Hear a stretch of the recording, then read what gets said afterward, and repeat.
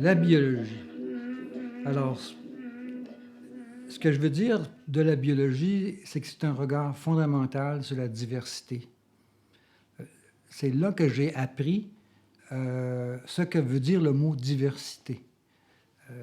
Étudiant en biologie, on a une formation générale d'abord. Ensuite, on se spécialise. Quand on a fait l'école secondaire comme moi, ça a duré 4 ans. Les gens qui avaient fait le bac sauvaient 1 année ou 2. Mais en 4 ans, on fait de la géologie, de la botanique, de l'anatomie comparée, de la physiologie. On fait toutes sortes de choses. Et ce qui est passionnant, c'est qu'on nous apprend à nommer les êtres. Donc, j'ai appris beaucoup par cœur. C'était ça, la bio, une bonne partie de la bio, c'était le par cœur. Parce que tu avais beau avoir une clé d'identification des plantes, tu n'étais pas toujours pour être capable à fouiller dans ta clé pour savoir c'est quoi telle plante. Ça, c'est quand on a des problèmes. Mais sinon, il fallait apprendre par cœur les noms latins, les classifications des animaux, etc. L'anatomie. Imagine les examens d'anatomie comparée, tu as des animaux, des requins sur la table. Nous, on est tous là, en chienne blanche, debout devant un animal, puis le professeur est avec un truc, fait clic, puis on change de place. Clic, on change de place. Là, il y a une corde attachée après un organe, ça va être un nerf, une veine, puis tu as une feuille, il faut que tu dises, ah, ça c'est le nerf sciatique, ça c'est le nerf machin, ça c'est telle veine. Clouc, clouc, clouc, clouc, d'un animal à l'autre, il fallait apprendre l'anatomie comparée. Par cœur. C'est ça pour dire qu'on apprend ces choses-là, mais on apprend aussi à avoir un dialogue avec la nature à travers ça. Parce que le dialogue, c'est évidemment être capable de parler de ces choses-là. Donc, ça prend des mots. Il faut les nommer. Il faut que le corps animal soit nommé. Il faut que l'animal, il faut connaître son nom. Donc, le dialogue avec la nature, c'est essentiel. Et c'est ça que la biologie, essentiellement, m'a montré. Et plus tard, j'ai bien compris qu'il y avait un aspect futile à tout l'amour de la nature que certains ont développé parce qu'ils ne veulent pas dialoguer avec elle, ils ne veulent pas apprendre son nom. Ils disent « Ah, tu es beau, tu es fin, mon petit animal ». Mais ils ne veulent pas lui dire comment il s'appelle, le petit poisson-lotor. Ça, c'est le raton laveur. Il a son nom. Il faut l'apprendre si on veut aimer la nature. Morale de l'histoire... je trouve que la biologie a cet avantage par rapport peut-être à d'autres disciplines plus spécialisées en commerce ou ailleurs, de nous montrer la diversité. Et dans ce cours d'anatomie comparée dont je parlais il y a une seconde, on avait un professeur qui s'appelait Paul Pirlot, c'est un Belge, qui nous avait beaucoup impressionnés parce que lui, il avait fait du terrain au Congo belge. Et ce terrain... il nous montrait des photos. On l'avait vu en photo avec une carabine à haut calibre, avec une ceinture de balles, le pied sur un gorille. Il allait chercher des spécimens, évidemment. Mais Paul Pirlot nous avait aussi raconté une autre histoire. C'était celle de la migration des rats noirs depuis l'Amérique du Sud, qui chaque année montait, c'est de l'écologie animale. Chaque année, le réchauffement climatique, je ne sais pas, on ne parlait pas de ça, là, mais ils avaient une migration vers le nord et qu'éventuellement, ils arriveraient à Montréal. Et des amis et moi en biologie, nous avons pensé que ce serait une bonne idée d'aller voir où ils sont rendus, ces rats-là. On a organisé une expédition. Et pas n'importe qui. Paul Thibault, qui était le premier biologiste à écrire un manuel d'initiation à la biologie en perspective écologique au Québec. En fait, il n'y en avait pas nulle part. Parce qu'avant, ils importaient aussi des livres d'Europe, etc. Et Paul a fait le premier livre en perspective écologique pour montrer qu'il y avait des gens qui réfléchissaient.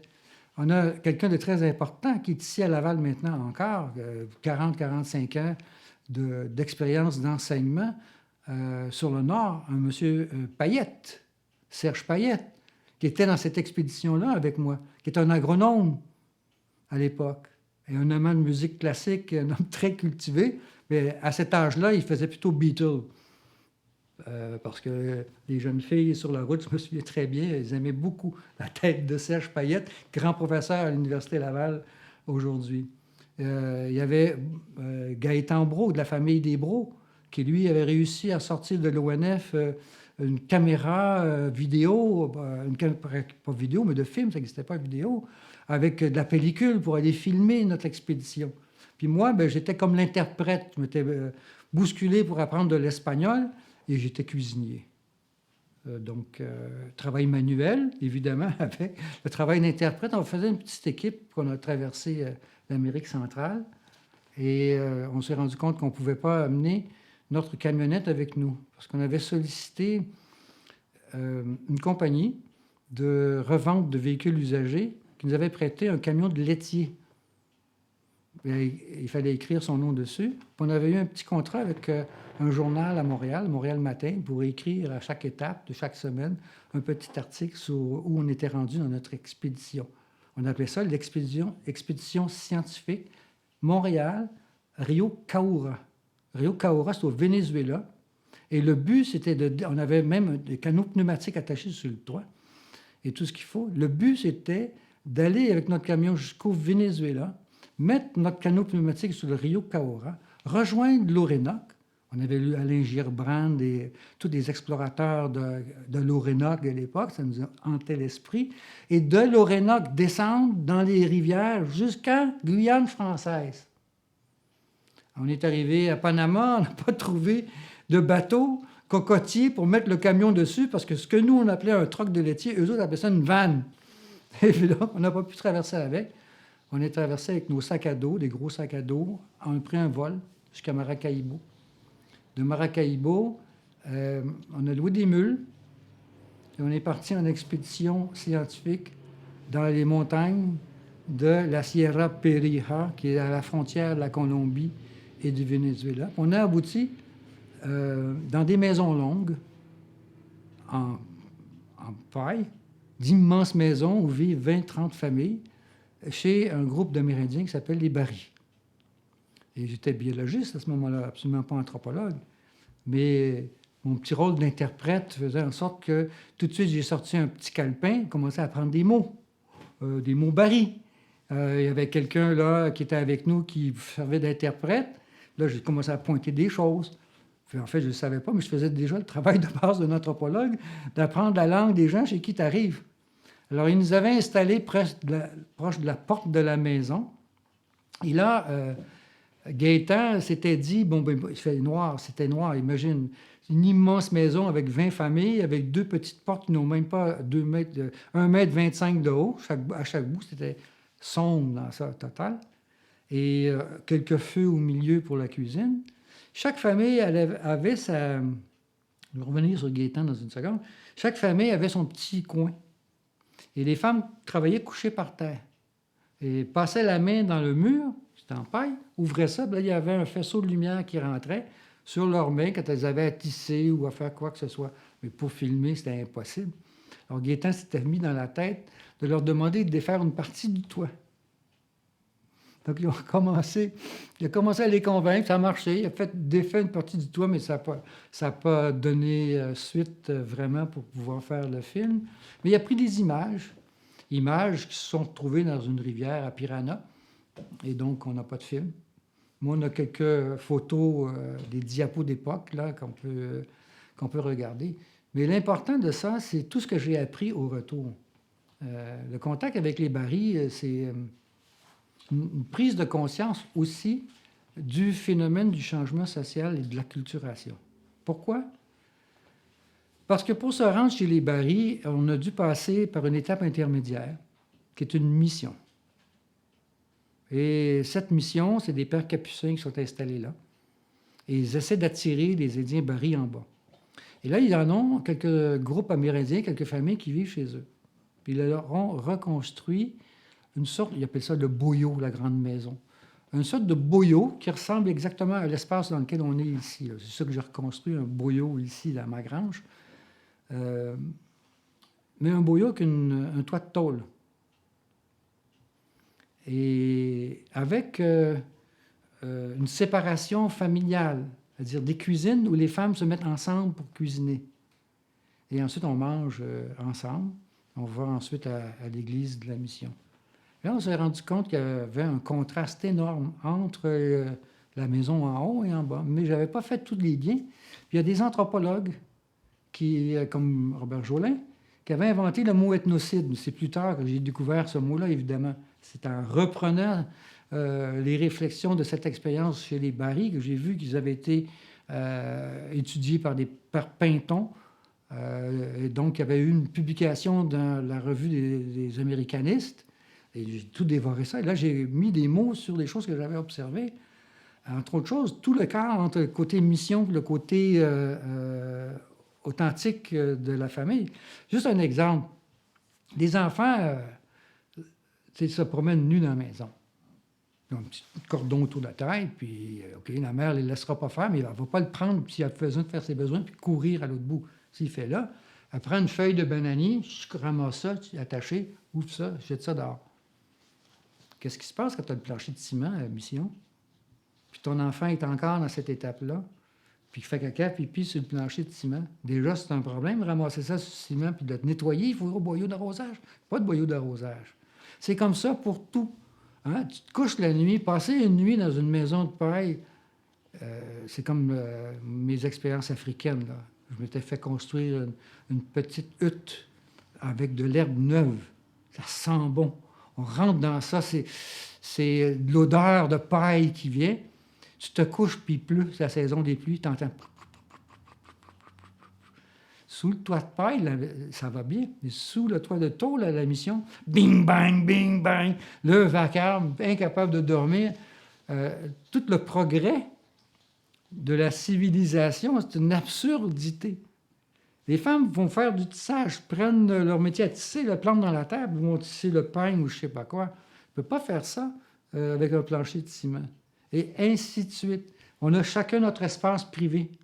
Les gens sont polis, ils ne passent pas à travers les espaces. Puis il y a une pénombre perpétuelle, donc il y a une privauté. Là-bas, c'est le spotlight toute la nuit, tout le monde, toute la soirée, donc tout le monde voit tout le monde tout le temps. Tu n'as aucune intimité. Tous ces contrastes de cette petite expérience qui est anthropologiquement nulle, parce que je ne suis pas anthropologue, mais j'ai vu des choses que j'ai pu renommer ensuite. Et là, de la biologie, la migration des rats, il y a des choses, des échantillons qu'on pris, que j'ai utilisés, que j'avais laissés au cégep de Jonquière, au collège de Jonquière, quand j'allais enseigner la biologie. Pour payer mes études en anthropologie l'année suivante. J'ai travaillé 1 an à Jonquière pour ramasser de l'argent pour aller étudier en anthropologie. Puis j'avais apporté tous mes spécimens de ce voyage-là à cet endroit-là. Je vous montrerai tout à l'heure, j'ai des arcs, des flèches qui datent de l'époque des Barys. C'est passionnant, Jean-Jacques.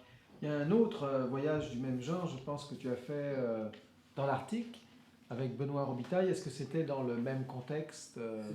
J'étais étudiant en biologie encore. Et à la fin de mon bac, je cherchais un sujet de maîtrise. On avait des grands professeurs. On avait le père du premier ministre, M. Couillard, qui était un homme dynamique, qui nous en faisait arracher en biologie en nous faisant maîtriser des pesées atomiques. Là, tu te trompes d'un milliardième de grammes, tu coules le cours, puis enfin, c'est la folie des biologistes, c'est la précision absolue. Alors, on nous proposait toutes sortes de thèses, de sujets de thèse, mais j'avais un professeur qui était spécialisé en histologie, étude des tissus, étude de la cellule. Une des plus grosses cellules au monde, c'est l'œuf de l'oursin de mer. L'ovule d'oursin de mer, c'est gros, c'est une cellule. Et lui, il avait trouvé une machine pour faire couper ça en petites tranches. Là, il voulait un étudiant par tranche.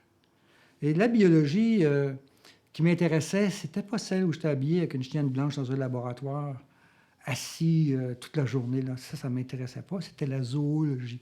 Alors, j'avais pensé faire une étude sur la migration de l'omble arctique. Pourquoi? Ben, c'est une idée, je l'ai cherché où ça vient. C'est peut-être un professeur qui y a pensé, qui faisait ça ailleurs. Puis j'ai dit, je vais aller faire ça dans le Nord parce que j'avais rencontré un grand géographe qui s'appelle Benoît Robitaille et qui travaillait pour la Direction générale du Nouveau-Québec et puis qui m'avait facilité les choses pour aller dans le Nord. C'est pour ça que j'ai dit, tiens, je vais faire l'étude des contenus stomacaux. J'avais tout un kit, des petites bouteilles de toutes sortes, toutes sortes de beaux petits objets dans mon sac à dos quand je suis allé dans le Nord pour prendre des Inuits capturaient des poissons, et puis ils ouvraient ça, puis ils prenaient tout ça, jetaient ça à l'eau, moi je ramassais les estomacs. Et je prenais le contenu des estomacs. je mets ça dans mes bouteilles, dans le but de tout inventorier ce que le poisson a mangé, puis de dire, bon, ben là, à telle saison, à tel endroit, il mange ci, il mange ça, etc. Donc, avoir une étude de l'alimentation des poissons. Cet été-là, il y a eu une grève, il y avait beaucoup de grèves des fonctionnaires provinciaux, et le congélateur où les Inuits mettaient leurs poissons a été fermé. Et donc, il n'y avait plus à la pêche. Je n'avais plus de sujet de maîtrise, j'avais à peine ramassé quelques échantillons. Et Benoît Robitaille partait avec un étudiant en géographie et son épouse, Madame Robitaille, sur l'île Akpatok, qui est une île dans le détroit du Tson. Et lui, c'était un spécialiste des plages soulevées. Quel beau voyage j'ai fait avec lui. Il m'a amené. Et là, on montait sur l'île Akpatok, puis là, il nous expliquait... on ramassait des petits échantillons. Il nous expliquait pourquoi il y a des plages à 300 mètres d'altitude. C'est que l'île s'est levée. C'était un endroit maritime, puis la mer frappait. Puis là, tu montes en haut, puis tu vois l'effet des vagues, des coquillages. C'est une masse, l'île Akpatok. Alors, j'ai passé un bout de temps là avec eux, avec des Inuits. Et c'est à travers le contact avec les Inuits que j'ai vu un petit peu comment se faisait la chasse. Parce que l'île Akpatok, c'est un territoire de chasse traditionnel pour le morse et aussi pour l'ours polaire. Alors, aller dans les crevasses, c'est l'Inuit qui faisait ça, le père de famille avec son fils. Aller dans les crevasses, stimuler les ours pour qu'ils sortent de là, puis les envoyer vers la mer. Une nuit, à côté de ma tante, je me souviens, on avait été un petit peu ébranlés. Lui, il dormait sur son Peterhead, son bateau. Et nous, on avait des tentes. Et avec une grosse piste d'ours pas loin de la tente, il y en avait un pas loin. Alors, ça ne nous avait pas très, très calmés, mais en tout cas, il fait ça, il amène la femelle avec ses deux petits à l'eau. Et là, on monte sur le Peterhead, et avec un canot, on se met à entourer l'ours. Tue les deux bébés, les ramasse, amène la femelle vers la baie, repousse la femelle avec la baie avec les bateaux, parce que s'il la tuait dans l'eau profonde, il la perdait. Il fallait qu'elle soit juste sur la berge. Pas sur la terre ferme, elle va fuir, mais pas non plus dans le profond. Une fois qu'elle était au bon endroit, il l'a tuée là. Après ça, il l'a traînée. Et j'ai une photo souvenir de moi en train de regarder le contenu stomacal de l'ours. Debout dans l'ours, ouvert, en train d'ouvrir l'estomac. Qu'est-ce qu'il a mangé ce matin? C'est un peu du vomi, hein? Fait que il ne faut pas trop décrire ça de façon concrète. Mais après ça, c'était la chasse aux morses. Et ça, c'est une expérience inouïe, la chasse aux morses pour moi, parce que j'ai le mal de mer. C'est terrible d'avoir le mal de mer, être sur un bateau qui est toujours en train de bouger. Alors, je m'étais installé sur le mât principal qui était couché, les deux jambes dessus comme si j'étais à cheval, pour prendre quelques photos, puis essayer de survivre là. Et le morse, il l'a attrapé. Il est allé chercher avec le harpon, etc., attaché après des barils. Il manquait une dent, il saignait, l'eau était rouge. Il l'a amené sur le bord du bateau, le bord du Peterhead, l'attaché là. Puis il avait la tête comme ça. Et puis là, ben moi, j'avais mal de mer. Hein. Je m'approche, je regarde le morse qui est là. Puis quelle belle occasion d'observation anatomique d'un animal que je ne connaissais pas. Et je commence à aller jouer après les barbes. C'est comme du nylon, c'est comme du plastique, cette affaire-là. Puis il me regarde comme ça. Puis là, le morse fait... Là, ce qu'on appelle dans le langage courant, en français, je ne sais pas si ça existe, c'est le mot morvia. Un crachat gros comme ça, gluant, qui m'envoie dans la face. Je regarde le morse, puis le crachat m'arrive dans la face, tout de suite, ça déclenche chez moi une nausée incontrôlable. J'y ai vomi dessus. Donc, on était kiff-kiff. Le morse et moi, c'est ma participation à la chasse aux morses, c'est échange de fluide. En tout cas, on a ramené ces animaux-là à terre plus tard, à un endroit qu'à l'époque s'appelait Pain Bay. Et avec Benoît Robitaille, on s'est promené un peu partout, mais Benoît Robitaille avait aussi un projet administratif. Parce que l'île est contestée par les fédéraux. Parce qu'elle est située dans le détroit du Tson, mais elle est considérée au nord de la baie d'Ongava. Donc, est-ce que c'est le Québec? Est-ce que c'est Ottawa? Etc. Et Benoît Robitaille avait apporté, sans le dire à personne, un drapeau du Québec dans son manteau. Puis on est monté à l'endroit le plus haut de l'île Lacpata, et là, il a pris son drapeau, il l'a planté là, au nom du Québec. Prise de possession de l'île Lacpata au nom du Québec, avec la photo qui a été ensuite envoyée au journal à Montréal, le Montréal Matin. Le Québec prend possession de l'île Lacpata. Je ne crois pas que ça a eu aucune conséquence dans les relations fédérales, provinciales, mais moi, j'étais très fier de ça, d'avoir pris possession d'un territoire colonial au nom du Québec. Morale de l'histoire. Avec Robitaille, j'ai quand même appris beaucoup de choses, mais aussi, une fois retourné à Payne Bay, la peau d'ours, ils sont venus chercher au bateau. Et immédiatement, elle n'était pas traitée rien, là. Elle était brute. Elle était amenée à la baie du Thon, la compagnie de la baie du Thon, et donnée en échange contre une boîte de carton remplie de coca, de chips et de friandises, conserves, enfin, des choses que les Inuits avaient besoin en complément de leur chasse puis pêche, etc. Mais moi, ça m'avait un peu angoissé, tout ça, de voir la femelle. Je l'ai vue de proche, mettons, à 5 mètres de distance. La femelle qui est là dans l'eau, dans la mer, en train de défendre ses petits. Ensuite, l'avoir morte. Jusque-là, ça ne m'a pas impressionné, le meurtre des animaux. J'étais biologiste. Et à l'époque, il faut le dire, il n'y avait pas l'éthique morale d'aujourd'hui. Et il fallait être macho un peu, peut-être, ou inconscient, ou encore se forcer pour faire les choses qu'on nous faisait faire en bio. Par exemple, nous faire étudier sur des chiens endormis comment le cerveau reçoit et envoie des messages avec des électrodes. Alors, en 2e année ou en 3e année, je n'avais jamais eu de pratique pour raser le bras, la patte d'un chien qui est vivant, qui est réveillé, des chiens qui ramassaient, je ne sais pas trop quelle compagnie, de lui injecter quelque chose pour l'endormir, mais il ne fallait pas qu'il soit mort, d'enlever sa peau, ouvrir le crâne avec une petite scie. C'est pas moi qui l'a fait dans ce cas-là, c'est un de mes amis, un de ceux avec qui je suis allé en Amérique du Sud, qui était déjà, lui, né sur une ferme. Puis il avait déjà frappé des veaux pour les faire boire, etc. Donc les animaux, à l'époque, les maîtriser, faisait partie de la culture. Mais planter des électrodes, etc., c'était assez impressionnant. On entendait des étudiantes, des étudiants dans le corridor frapper sur la porte, nous traitaient d'assassins, surtout ceux de botanique. Là. Ils n'aimaient pas voir ceux qui étaient en zoologie apprendre. Il faut bien apprendre quelque part. Hein. Enfin. Mais ayant vu ça, c'est pas la mort des animaux qui m'a choqué comme tel, même si j'aime pas vraiment ça. C'est du sport, c'est de l'adrénaline, ça fait partie d'un aspect ludique de l'anthropologie, ça. Je n'étais pas anthropologue, mais ce qui m'a frappé, c'était cet échange pour de la malbouffe entre l'animal. Alors, morale de l'histoire, pour moi, la chasse à l'ours m'a un petit peu induit à penser anthropologie. C'est ça, tu dis l'écologie animale sans humain est absurde. Exactement. L'écologie animale sans humain m'était paru totalement absurde à ce moment-là, puisque comment ces animaux-là vivent dépend aussi de ce que les humains font avec eux. C'est une grande part de leur destin.